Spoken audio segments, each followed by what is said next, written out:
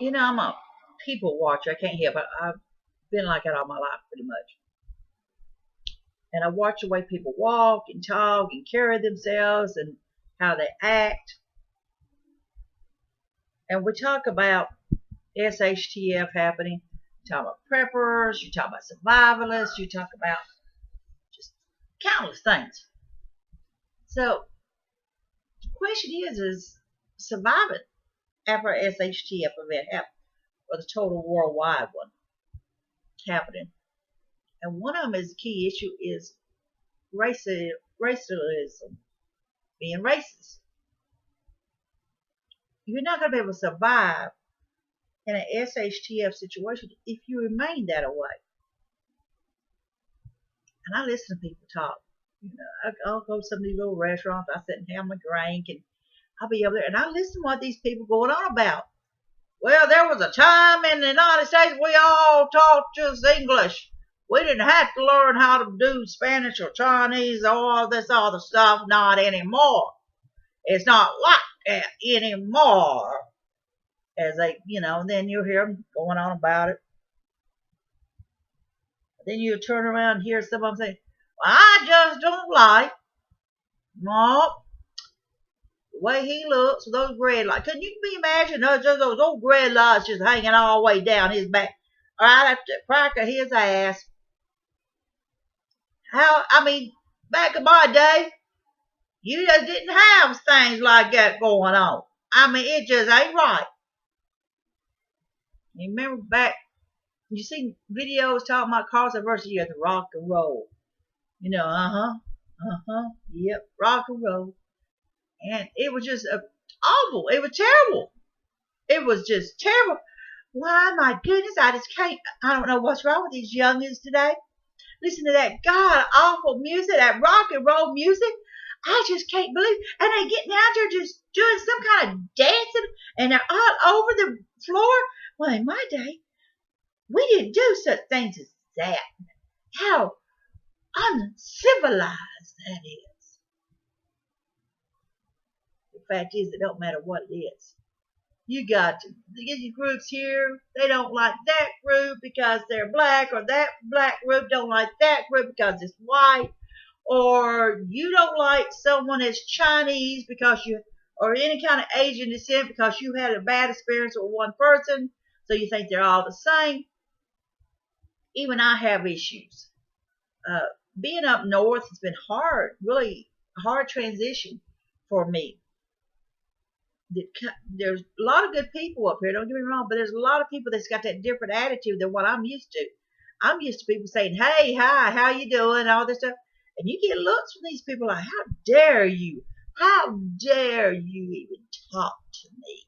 You're beneath me. But that's just it. On an SHTF situation, we got to set all that racist crap aside. In a survival situation, you're going to need that person.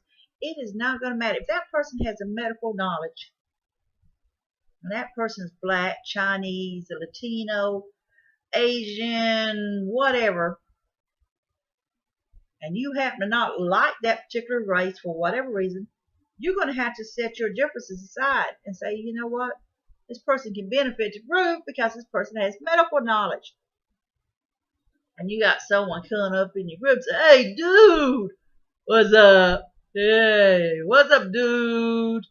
Yeah, man, that's cool. Yep, it's cool. Yep. You don't like the way he looks because he's got piercings all over his face. He might have half his head shaved off, the other half might be a bright pink growing out. But he's stout and he's strong. And he might act stupid, but he might not be so stupid after all. He might have a knowledge to be able to use his hands for many talented things. So you got to set that racist attitude aside in order to survive a SHTF situation. And it ain't going to the same way. You got someone coming up and they're flaming. I tell you what, child, I could just dress you up just right now. You just spend one day with me, and I have you just all looking good. I can just take care of everything right here, right now. This place here, by the time I get done with this camp, it's It's got to be looking so nice, and I'll have everything so organized and taken care of. So you got to leave that behind. Bottom line, because maybe because he's flaming, he might be able to get in there and keep organized and keep up with all the food and supplies and things. So in a survival situation, if you continue to I mean, hold on to that hatred, hold on to all that anger in there, hold on to all that prejudice. Do I get an amen? Like the preacher would say. You got to hold on to all that. You're not going to survive. Bottom line, you're just not going to. You got to leave all that behind. I mean, I'm just guilty as the next person. I have to ask God all the time, please, Lord, forgive me. When I see someone, I went to the stage, I blew up like a balloon where I was physically not active. I was eating more out of being bored. Now, is it a struggle for me to get my weight back up? Yes, but I'm trying to do things. I'm trying to do stuff to take care of myself. So, the thing is we got to look at all this. We got to look at the survival situation in it. So maybe, you got someone in that joining groups. Maybe they got a wheelchair. Maybe they got some limits. But don't sell them short. Maybe you just don't like people that you think are handicapped. You just think they're a waste of time. Well, you need to set that prejudice aside. Because I'm going to tell you what, shoe could be on the other foot. Because everybody has got to be part of the group somehow, some way in order to survive. Yeah, I'll show my little voice. I've set myself back in this routine, so I will talk more about that. But the fact is, it's just, I can't stand foul-mouthed people out in public. Now, I'll tell a dirty joke or something next, but I'll cut it. But I'm talking about foul-mouthed. I'm talking about you're sitting there trying to enjoy a meal or something, and you're hearing the F word. So, well, that stupid mother, blah, blah, blah, blah, blah, blah. And I can't stand seeing children talk to their parents like that. And hearing a 10-year-old child or a child coming out and they're saying the words, and you're like, oh my goodness. Don't like it. Don't like it when I'm out in public, when I'm shopping and I'm hearing it. I'm hearing the vocabulary. I just can't stand it. I think it's disrespectful. I think it shows some of their ignorance when they do that. Because you can have a conversation with somebody without going, mother blanky blank blank. And I want to just tell you right now, I want to slap that B up the side of the head. You wait till I see that F. Boy, I tell you what, once I get done setting that mother blanky down, that thing, he can just kiss my blanky blank.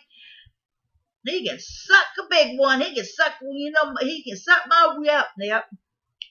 Don't want to hear it. Don't care to hear it. I think it shows their character a lot of times. And it's, in an shtf situation, I probably have a few in a group like that cusses every other word. But the fact is, I can't sell them short because in an shtf situation, I'm going to need that person that might cuss every other word because that person there might be strong as an ox. That person there might actually have a lot of book sense about them. That person could actually fool you and can be very essential to your group in a survival situation. Now, it ain't going to always work out with some of them. You're going to have to set up a group. You're going to have to decide, okay, we're going to have rules or regulations, and if they're caught stealing, they have to spend a certain amount of time in a homemade jail cell, whatever you want to fix it. But the fact is, racism, and I'm sorry about the speech impairment, but being racist, having all this hatred towards other people for whatever reason, needs to go away. You're going to need that doctor of a different skin color. You're going to need that guy with the dreadlocks that can fix anything. You're going to need that sugar dump in there that's flaming to organize He can take care of the food and the medicals and all, and he knows exactly where everything is because he's got it going on. But the point is, it don't matter what race. If you continue to hold on to your hatred for another race, another type of people, or a different level, or whatever, you're not going to make it. So you need to leave it behind. Yep, you need to leave it behind. Even I'm going to have to doubt. And there will be people that I will not be fond of to be part of the group. Now, that guy showed up in the group with all the little piercings and all the tattoos. You start reading, you can't help it. You start looking at people with the tattoos. Go, what is that? Well, because I was raised, you just didn't do that. I mean, that was taboo. Things change. So you got to let go a lot of the past grudges, a lot of the past upbringing. You got to let go of the past hatreds. And you got to pull together or you're not going to survive. So leave the racist attitudes behind to survive. SHTF, or you're not going to make it. So this is live prayer for here. I want you to be safe, be happy. Bless you all.